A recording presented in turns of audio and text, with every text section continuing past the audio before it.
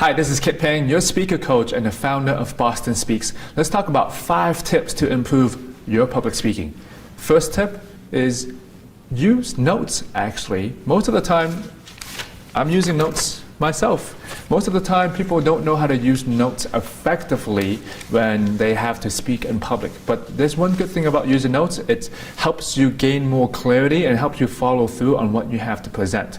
Here are the things that you have to know about using notes. When you have notes, no matter if it's 30 pages, one page, you want to keep eye contact with your audience in 2 important ways: in the introduction and in the conclusion. When you first begin a talk, don't just look at, imagine I'm looking at my notes, or when this video started, I would say, hey everyone, this is Kit Peng, your speaker coach, and it's a little bit different than me looking at you and saying, hey, this is Kit Peng. So when you are presenting, connect with your audience in the introduction, because that's one of the most important times where people can feel like, wow, this person is actually talking and addressing us. So keep eye contact at the beginning of your introduction and also when you end your talk. So throughout the time when you're using notes, you can basically go, good morning everyone, my name is Kit Peng, and today I want to talk to you about public speaking. And one of the most important things I want to talk to you about is this one important part is called preparation. You see how I'm just looking back and looking at you at the same time? You can do the same exact thing. So if you watch, there are some people, let's say on YouTube, their videos gone viral. And you might not have noticed this, but they are using notes. Or even if you watch those late night shows with David Letterman and those folks, you know the amounts of notes that they have on their desk. Okay, you just don't notice them because they're such a good presenter and speaker. They know how to flow in the spots. So when you use the notes, don't just look at your notes the whole time. Engage your audience while you look back and look at your audience back and forth. But this also takes practice. So as you are preparing your talk, have your notes in front of you, look at them, look back at the audience. The second tip I want you to have when you want to make your public speaking better is to actually make your body language a little bit bigger. Most of the time, if you don't feel as confident, people will come on a talk when they first begin, their body language might be a little bit smaller. And again, there's nothing wrong with making your body language small or having it in like this, but just like, let's say 2 animals are fighting. When they first see each other and they want to go for that fight, they make themselves a little bit bigger, so they will appear to the other animal of, wow, they're really confident in what they have. It's the same exact thing as a speaker. When the first thing that you do, you walk up to a stage or you're going up to present, how can you make your body language just a little bit bigger? In your mind, it might seem super, super big, but to the audience, you actually give them a lot more energy. So if you keep your hands always within the box, right? I call this the box. It's in a normal conversation, our hands are flowing like this. Maybe when you first begin, you can say, hey, good morning. Today I want to talk to you about your public speaking. Just a little bit of this will make you feel a lot more energetic. It will make the audience feel a lot more energetic. And here's the thing, it's very hard for me not to be energetic when my hands are a little bit bigger.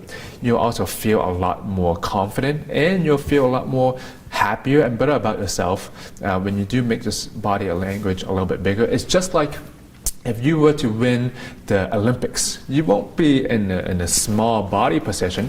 You'll just probably be happy and your body language will be a little bit bigger, okay? So start off your body language a little bit bigger. It's also like if you're running a race and you start walking in the beginning, it's going to be hard to catch up. The third tip, if you want to become a better speaker, is to watch your pronouns. I, more specifically, I, you, and we. So I want to do a little demonstration. I'm going to start saying all I's, and then I'm going to start with the same content, but use the word you. I'm going to stop again, and then use the pronoun we. Okay? So, my name is Kit Peng, and I am a public speaking coach. I help individuals with their public speaking, their body language, their storytelling. And what I love about my work is I can really see that people get that sparkle in the eyes when they really feel like, wow, I've got it, or wow, I really feel confident. So at the end of the day, I really enjoy helping people improve their public speaking. So I'm going to start with you. So you're watching this video, or if you're still watching, you probably care about your public speaking and about your growth. And after helping so many individuals, I can say that they might have the same challenges that you might have when it comes to your public speaking. Whether if it's your body language, your storytelling, how you present information. At the end of the day, I would love to see it when you get into that moment and maybe you have that sparkle in your eye or you have that feeling in your head when you're saying, yes, I've got it, okay? So as a public speaking coach, I'm here to help you step up your game when it comes to your public speaking. So I'm going to stop, use the word we. We are here because we want to improve our public speaking. Even myself, I want to improve on my body language. Maybe we want to work on the same things like our storytelling skills. So at the end of the day, how can we actually help each other improve our public speaking? We can give each other feedback. Although we're in different spaces right now, we can still comment, right? Give each other feedback, our thoughts on the way we speak, how we sound. So at the end of the day, let's help each other grow in our public speaking. So again, I, you, and we. Of course, there's they too. But if you want to become a better speaker, don't just use one pronoun.